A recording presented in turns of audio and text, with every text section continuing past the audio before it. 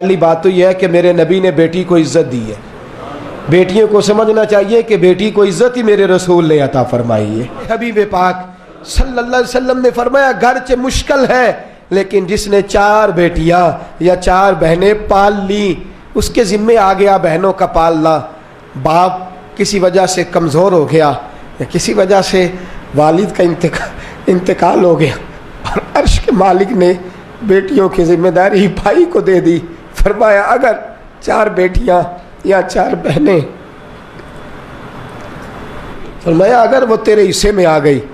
ویسے تو لوگ پراپرٹی بانٹتے ہیں نا باپ کی, ویسے تو لوگ باپ کی جائیداد اور اس کا روپیہ اور اس کا بینک بیلنس بانٹتے ہیں. اگر بٹتے بٹتے تیرے حصے میں باپ کی بیٹیاں آ گئیں تو آمینہ کے معصوم بیٹے اور حضرت فاطمہ کے بابا فرماتے ہیں کہ تو ان کی اچھی تربیت دینا, انہیں ڈانٹنا نہ, انہیں تکلیف نہ دینا, اچھی تربیت کر کے تو ان کی شادی کر کے میرے پاس آنا.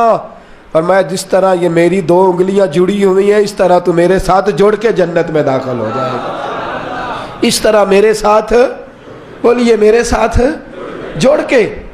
حضرت عباس حضور کے چچا ہیں, کہتے ہیں حضور جس کی 4 نہ ہو 3 ہو. تو میرے حبیب نے فرمایا اللہ 3 والے کو بھی اسی طرح کا اجر عطا فرمائے گا. حضور جس کی 2 ہو فرمایا تو کوشش کر, محنت کر, تو ان کی اچھی پرورش کر, ان سے پیار کر, اس طرح میرے ساتھ جڑ کے جنت میں داخل ہو جائے گا.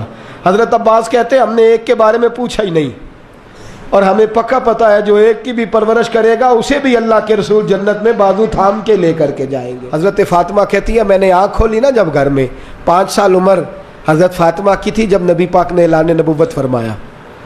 ان روایات میں اختلاف رہتا ہے, کبھی کمی بیشی بیان کی جائے یا کہیں ہو جائے تو یہ چونکہ بڑی مضبوط روایات ملتی نہیں. 5 سال عمر تھی میری جب حضور نے اعلان نبوت کیا تو کہتی ہے میں نے گھر میں دکھ دیکھے, آزمائشیں دیکھی, لیکن ہر گام پہ میں اپنے نبی کے ساتھ کھڑی رہی. ہر گام پہ. کہا آپ دین کے لیے سب سے پہلے نکلی کب تھیں؟ بازار جانے کو تو نکلی نہیں, مارکیٹ تو جانا حضرت فاطمہ کا ثابت ہی نہیں, گلی کے اندر نکلنا تو ثابت ہی نہیں, تقاریب کے اندر جانا تو ثابت ہی نہیں.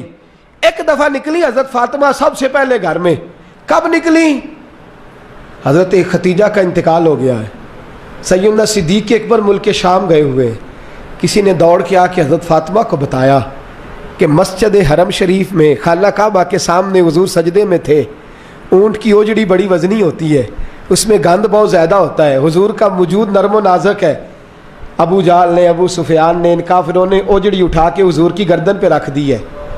بظاہر حقیقتاً نہیں, بظاہر یہ حال ہے کہ حضور کی گردن مبارک اٹھ نہیں رہی. حضرت فاطمہ کہتی ہے میں نے پہلے دن نقاب اوڑھا, پہلے دن میں نے نقاب اوڑھا اور میں نے دوپٹہ لیا.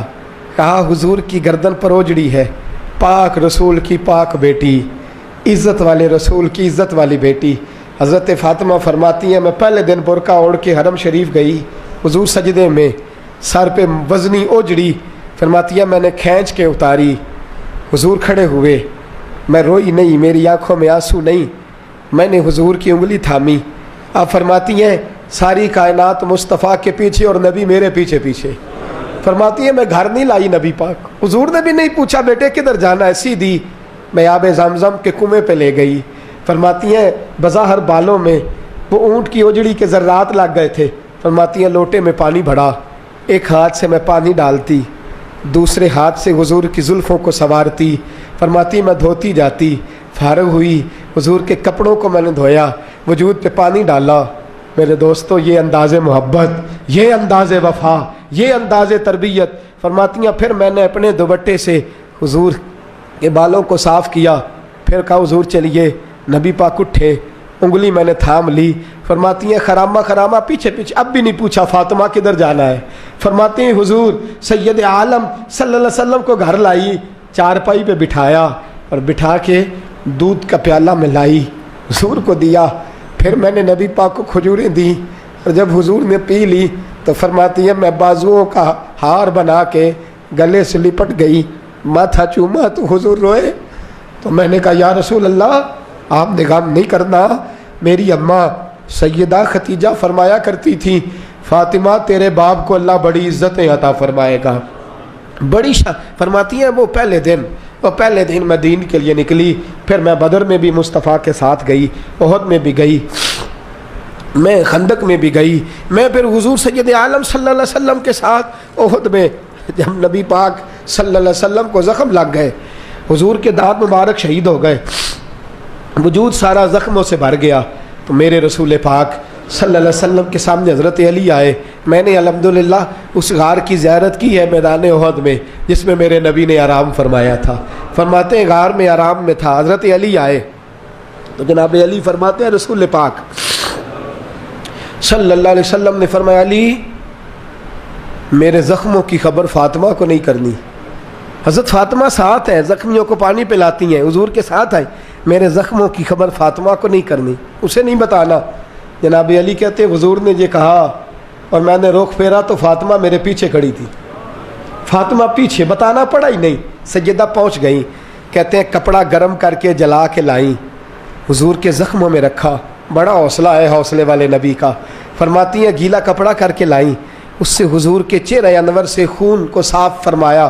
پھر فرماتی ہیں حضرت فاطمہ رضی اللہ تعالیٰ عنہ نے نبی پاک کو مرہم پٹی کی۔ فرماتی ہیں ان ساری چیزوں سے فارغ ہو کے کپڑے ساتھ لائی تھی، حضور کا لباس تبدیل کیا۔ جب رسول پاک صلی اللہ علیہ وسلم غار میں ٹیک لگا کے آرام کرنے لگے، اللہ نے پتھروں کو نرم کر دیا۔ تو فرماتی ہیں فاطمہ اٹھ کے باہر گئی، جناب علی فرماتے ہیں میں گیا تو احد کی پچھلی جانب دیوار پہ سر رکھ کے فاطمہ رو رہی تھی، میں قریب گیا تو میں نے کہا وہاں تو تیرے بڑے حوصلے تھے، تیرا ایک آنسو بھی نہیں گرا، اور یہاں تیرا کیا حال ہے؟ فرمانے لگی علی تو نے حضور کے زخم نہیں دیکھے، تو نے رسول پاک کی تکلیف کو نہیں دیکھا، وہاں روتی تو حضور پریشان ہوتے، یہاں اپنے رب کی بارگاہ میں آنسو بہا رہی ہوں۔ حضرت علی کہتے ہیں آنسو میرے بھی نکلے، میں نے کہا بیٹی جانے اور باپ جانے۔ وہ کہتے ہیں فاطمہ کو بتانا نہ، فاطمہ جاتی ہے تو حوصلہ دیدنی، ساری زندگی اس دین متین کے لیے سیدہ طیبہ طاہرہ کا اسوہ نور رہا۔ گھر میں میرے رسول کریم صلی اللہ علیہ وسلم کائنات کے امام ہے۔ توجہ ہے آپ حضرات کی؟ نیند تو نہیں آ رہی؟ بڑا خاص عنوان ہے، اس عنوان پر بولنا بھی مشکل، لکھنا بھی مشکل، پڑھنا بھی مشکل، خاص منفرد سا عنوان ہے، حضرت فاطمہ الزہرا۔ سیدہ فرماتی ہیں گھر کے اندر یہ حال تھا کہ حضور اشارہ کریں، یہ نہیں کہ باپ دے کچھ نہیں سکتا تو بچے غربت میں پلے، نہ اختیاری فقر ہے، حضور اشارہ کریں تو کائنات کی ساری نعمتیں ڈھیر ہو جائیں۔ اور آپ فرماتی ہیں میں نے یہ منظر دیکھا بھی ہے، یہ منظر میں نے، بولیے یہ منظر میں نے، حضور کی بادشاہی کو میں نے دیکھا ہے۔ ایک دفعہ یہودیوں کی عورتوں نے شرارت کی کہ حضرت فاطمہ کو بلاتے ہیں اور ان کی غربت کا مذاق اڑاتے ہیں، معاذ اللہ ثم معاذ اللہ۔ کہتی ہیں گھر آئی عورتیں، کہنے لگی حضور اپنی بیٹی کو بھیجیے، ہمارے گھر میں شادی ہے، ہم چاہتی ہیں یہ وہاں لوگوں کو تبلیغ کریں، دین کا پیغام دیں۔ اب اسلام پر تو حضور ضرور بھیجا کرتے تھے، چاہے کو دھوکے سے ہی بلاتا۔ میرے حبیب پاک صلی اللہ علیہ وسلم نے کہا فاطمہ جاؤ۔ حضرت فاطمہ کہتی ہیں ہاں تو کر لی، پر میرے وجود پہ کپڑے پھٹے ہوئے تھے، کئی جگہ پہ پیوند تھے، اور مجھے پتا تھا یہ عورتیں کس مزاج کی ہیں۔ فرماتی ہیں میں نے نہ، حضور نے کہا تو میری آنکھوں میں 2 قطرے آنسوؤں کے آ گئے۔ میں نے کہا یا اللہ اپنے لیے نہیں، تیرے نبی کے دین کے وقار کے لیے، یا اللہ یہ عورتیں یہ بڑے برے خیالات اور نظریات کی ہیں، یہ مذاق اڑائیں گی دین اسلام کا، مہربانی فرما، نظر کرم فرما۔ حضرت فاطمہ فرماتی ہیں ابھی میری بات بھی مکمل نہیں ہوئی، رسول پاک پھر تشریف لے آئے اور فرمایا فاطمہ کیا کیا سوچ رہی تھی، کیا کہہ رہی تھی؟ کہ حضور کوئی خاص نہیں۔ فرمایا نہیں کچھ تو کہہ ہی رہی تھی، کچھ تو سوچ ہی رہی تھی۔ کہتی ہے میں نے بادشاہی کے نظارے گھر میں دیکھے، کچھ تو سوچ رہی تھی۔ حضور کیا ہوا؟ فرماتے ہیں حضور نے چادر مبارک کھولی، اندر سے جوڑا نکالا، فرمایا پتہ نہیں تو نے کیا سوچا ہے، جبریل جنت سے جوڑا لے کے پہنچ گئے۔ حضور نے وصال سے 3 دن پہلے حضرت فاطمہ کو بلایا، کان میں کوئی بات کہی تو حضرت فاطمہ رونے لگی۔ حضرت عائشہ کہتی ہیں پھر کان میں کہا تو ہنسنے لگی۔ حضور کے وصال کے بعد میں نے پوچھا فاطمہ کیا بات ہوئی تھی؟ فرمایا نبی پاک نے میرے کان میں کہا تھا فاطمہ میرے جانے کا وقت آ گیا ہے، تو میں رو پڑی۔ پھر حضور نے فرمایا جنت میں تو سب سے پہلے مجھ سے ملاقات کرے گی، تو فرماتی ہیں میں ہنس پڑی۔ حضور کا وصال ہوا، حضرت انس بن مالک چونکہ چھوٹے سے تھے، گھر کے کام کاج کرتے تھے شروع سے، وہ آئے تو जनाब अली फरमाते हैं फ़ातिमा कहने लगी हुजूर को दफन करके लौटे, तदफीन से फ़ारग हुए, कब्र मुबारक में उतारा, हुक्म पूरा किया, कहते हैं वापस आए तो जनाब अनस से सैयदा फ़ातिमा कहने लगी अनस तूने भी मेरे रसूल पे मिट्टी डाली है, अनस तेरी जुर्रत हो गई थी। फरमाते हैं उस वक़्त फ़ातिमा का पहला आंसू गिरा और फिर 6 महीने हुजूर के बाद हयात रही, मैंने उसके आंसू ही गिरते देखे। लोग सो जाते, वो हुजूर के रोज़े पे जाके बैठ जाती, कहते मैं समझाता बहलाता, लेकिन फ़ातिमा कहती अली सब्र अपनी जगह, करम अपनी जगह, और मैं तुझे क्या बताऊं, बहन भाई पहले सारे चले गए, वालदा पहले छोड़ गई, अब हुजूर अलैहिस्सलातु सलाम ने भी पर्दा डाल लिया है, मुझे चार और जानिब कुछ दिखाई नहीं देता। कहते हैं 6वां महीना था हुजूर के विसाल को। एक दिन मुस्कुराती हुई फ़ातिमा घर आई रोज़े से रात को बच्चों के साथ, तो शेर खुदा कहने लगे, मैंने कहा फ़ातिमा बड़े दिनों के बाद मुस्कुराते देखा, क्या बात है? तो कहने लगी अली आज मेरी आँख लग गई थी, मुझे हुजूर ख्वाब में मिले हैं, तो मुझे हुजूर ने कहा तू रोती क्यों है? तो मैंने कहा महबूबा मेरा अब दिल नहीं लगता। तो फरमाया बेटी तैयारी कर, तो मेरे पास आने वाली है। हज़रत अली फरमाते हैं बस फ़ातिमा बीमार हुई, चंद दिन गुजरे तो मुझे बुलाया और कहने लगे अली वक्त जाने का आ गया है, ये अली के घर की है इज़्ज़त अली से सुनते, नबी के घर की है इज़्ज़त नबी से सुनते, वो जिसने मुअज़्ज़ज़ किया घराने को, हुसैन पाल के जिसने दिया ज़माने को, जाने का वक्त आ गया है। अली पहली बात तो ये है कि हुजूर की नवासी जनाब उमामा से शादी कर लेना, वो हुजूर को बड़ी प्यारी है, और दूसरी बात यह है कि मेरे हसन हुसैन इनका ख़ास ख्याल रखना, और तीसरे लफ्ज़ कहे तो हज़रत अली तड़प के रोए, कहने लगी मैंने वक्त गुजारा है, आपकी हुकूक मेरी ज़िम्मेदारी थे, मैं इंसान थी भूल जाती थी, अगर मुझसे कहीं कोई कमी रह गई हो तो मुझे रज़ाए इलाही से दरगुज़र करना, कहीं मैं हुजूर के सामने जाके शर्मिंदा ना हो जाऊं। शेर खुदा करम अल्लाह ताला वजहुल करीम फरमाते हैं मैंने हाथ थामा और मैंने कहा फ़ातिमा अली का बड़ा मर्तबा था, पर जो तेरी निस्बत से कमाल था वो तेरा ही था, तू कैसी बात करती है, तूने तो हद कर दी, शहज़ादी हो के मेरे घर में खादिमों की तरह रही।